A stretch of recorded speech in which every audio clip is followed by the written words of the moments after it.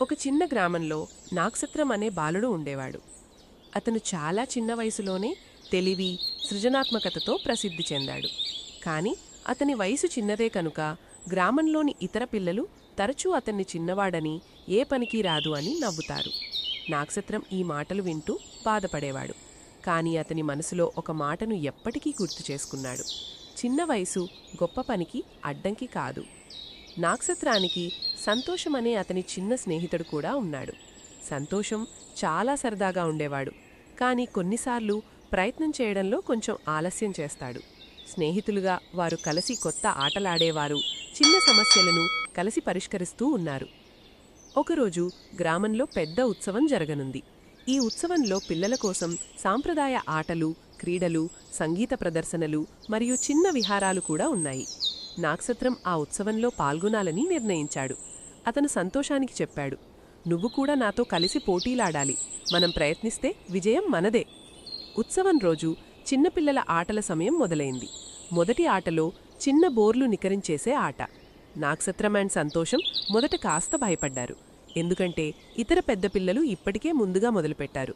కాని నాగసత్రం తను నేర్చుకున్న పట్టుదలతో ముందుకు వెళ్లాడు. ఒక్కొక్క బోర్ను జాగ్రత్తగా నికరించేయడం ప్రారంభించాడు. సంతోషం కూడా అతనికి తోడుగా వచ్చి సహాయం చేశాడు. ముగింపు సమయానికి నాగసత్రం అండ్ సంతోషం మొదటి స్థానంలో నిలిచారు. గ్రామంలోని పెద్దలు ఆశ్చర్యపోయారు. ఇతర పిల్లలు కూడా దృశ్యాన్ని చూసి ఆశ్చర్యానికి లోనయ్యారు. నాగసత్రం చిన్న వయసులోనూ ఎంత తెలివిగా, పట్టుదలతో ప్రయత్నించగలడో అందరికీ తెలిసింది. తరువాతి ఆట రమణీయమైన జారింగ్ రేస్. ఈ ఆటలో పిల్లలు ఒక చిన్న చెట్టు నుండి మరొక చెట్టుకు జంప్ చేస్తూ వెళ్ళాలి. చిన్నతనంతో నాగసత్రం మొదట కొంచెం భయపడ్డాడు. కాని సంతోషం అతన్ని ప్రోత్సహిస్తూ చెప్పాడు: నాగసత్రం, నువ్వు చేయగలవు, నమ్మకముంచు. నాగసత్రం తన తెలివిని ఉపయోగించి జంప్ చేసే సరళ మార్గాన్ని కనుగొన్నాడు.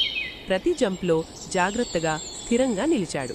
చివరికి చిన్నతనాన్ని చూపిస్తూ అతను ఫైనల్ చెట్టుకు చేరి విజయం సాధించాడు.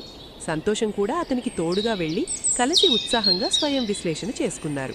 ఉత్సవం ముగిసే సమయానికి గ్రామంలోని పెద్దలు, ఇతర పిల్లలు మరియు తల్లిదండ్రులు నాగసత్రం అండ్ సంతోషాన్ని ఆశీర్వదించారు.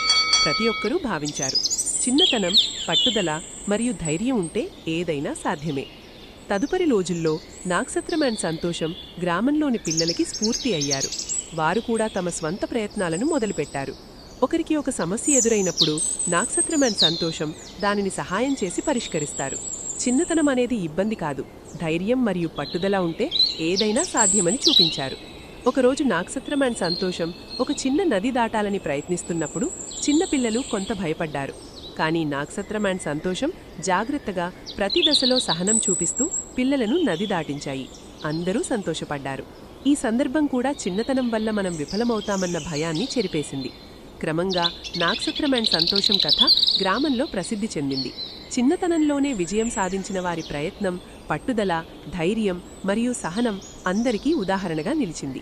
పిల్లలు, పెద్దలు కూడా ఇప్పుడు ఈ కథని పిల్లలకు చెప్పి పట్టుదల, ధైర్యం మరియు సహనం ఉన్నప్పుడే ఏదైనా సాధ్యమని నేర్పిస్తున్నారు. అప్పటినుంచి ప్రతి చిన్న పని చేస్తూ, ప్రయత్నిస్తూ ఉండటం ఒక విలువగా మారింది. నాగసత్రం అండ్ సంతోషం చిన్న వయసులోనే గొప్ప పాఠాలు అందించారు.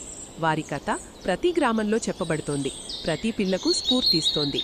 నీతి: చిన్నతనం, పట్టుదల మరియు ధైర్యం ఉంటే ఏదైనా సాధ్యమే. ప్రయత్నించడంలో మరియు సహనం చూపడంలో విజయం దాగి ఉంది.